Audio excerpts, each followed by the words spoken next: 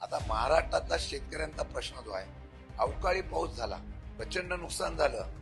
प्रचंड नुकसान झाल्यानंतर शेतकरी कर्जमाफी, मंत्री म्हणतात की नाही योग्य वेळी करू, तुमची योग्य वेळ आम्हीच आणून दाखवतो. 15 तारखेला मोर्चा आहे, पवार साहेब स्वतः आहे मोर्चामध्ये.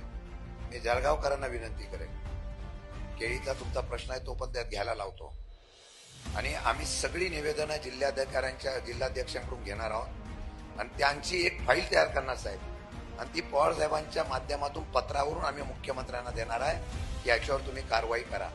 नाही झालं तर जिल्ह्यामध्ये शेतकऱ्यांचं आंदोलन उभं करणार आणि या शेतकरी विरोधी सरकारला शेतकरीच घरी बसवून गाडेल अशा प्रकारचा वातावरण तयार करण्याचा प्रयत्न. आणि हा प्रयत्न झाल्यानंतर आता दुसरं आंदोलन असणार.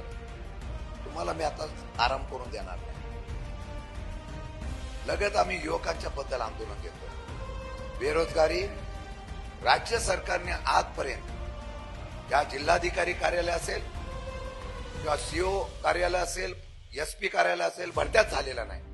आमचा तरुण बेरोजगार आहे, MIDC मध्ये नोकऱ्या नाही. याचा आवाज आम्ही उठवणार आहोत. आमचे डॉक्टर इथं आहेत आदिवासी, त्यांच्या लोकांना मी कामाला लावलेलं आहे साहेब. अख्ख्या आदिवासी विभागामध्ये फिरतायत, ते आता महाराष्ट्रामध्ये फिरतायत. त्यांना म्हणलं तुम्ही जिल्ह्यात थांबायचं नाही.